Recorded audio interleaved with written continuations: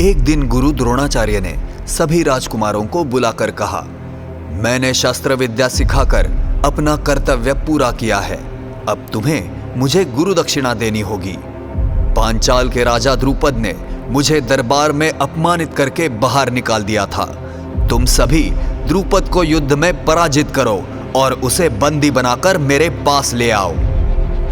गुरु की आज्ञा को सिर माथे पर रखते हुए सभी कौरव और पांडव राजकुमारों ने पांचाल राज पर चढ़ाई करने की योजना बनाई। सबसे पहले कौरव भाइयों ने अपनी विशाल सेना के साथ द्रुपद के राज्य पर हमला किया। कौरवों ने पांचाल के सैनिकों को घेरने और विजय प्राप्त करने की पूरी कोशिश की, लेकिन राजा द्रुपद का युद्ध कौशल और उसकी सेना की दृढ़ता के सामने वे टिक नहीं सके। द्रुपद ने कौरवों को पराजित कर दिया और उन्हें अपने राज्य से पीछे हटने पर मजबूर कर दिया।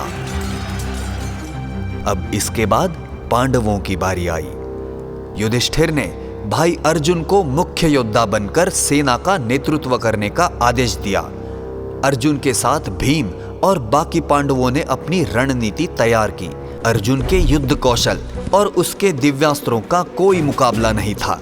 उसने पांचाल की सेना को बिखेर कर रख दिया और भीम ने अपने बल से युद्ध के मैदान में भारी तबाही मचाई। अंततः अर्जुन ने राजा द्रुपद का सामना किया और उन्हें पराजित करके बंदी बना लिया। राजकुमारों ने राजा द्रुपद को जंजीरों में बांधकर द्रोणाचार्य के सामने लाकर खड़ा कर दिया। द्रोणाचार्य, जिनका हृदय वर्षों पहले हुए अपमान से अभी भी पीड़ित था, द्रुपद की ओर देखकर मुस्कुराए और बोले, मैंने तुम्हें हराकर तुम्हारे राज्य पर अधिकार कर लिया है। अब तुम राजा नहीं हो, इसलिए तुम मेरे बराबर नहीं हो सकते। मैं तुम्हें अपने राज्य का एक हिस्सा देता हूं ताकि अब हम समान हो जाए। बताओ, क्या तुम्हें कुछ कहना है? राजा द्रुपद सिर झुकाए हुए सब कुछ सहते रहे, क्योंकि अपमान सहने के अलावा उनके पास और कोई विकल्प नहीं था। इस तरह द्रोणाचार्य ने राजा द्रुपद को अपमानित कर अपने पुराने अपमान का बदला ले लिया। फिर द्रोणाचार्य ने राजा द्रुपद को उनका राज्य लौटा दिया, लेकिन राजा द्रुपद के मन में यह पराजय गहराई तक उतर चुकी थी। अपमान से आहत राजा द्रुपद ने प्रतिशोध लेने की ठान ली। उन्होंने कठोर तपस्या की और भगवान शिव को प्रसन्न करने के लिए कई वर्षों तक कठिन व्रत किए। अंततः उनकी तपस्या सफल हो गई और भगवान शिव उनके सामने प्रकट हो गए। शिव ने उनकी इच्छाएं सुनकर उन्हें वरदान दे दिया कि उन्हें ऐसा पुत्र प्राप्त होगा जो द्रोणाचार्य का वध करेगा, और एक पुत्री प्राप्त होगी जिसका विवाह महान धनुर्धर अर्जुन से होगा।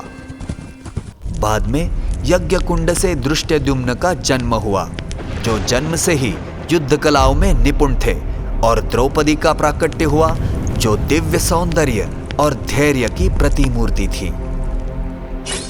राजा द्रुपद ने धृष्टद्युम्न को विशेष रूप से द्रोणाचार्य का विनाश करने के लिए प्रशिक्षित किया।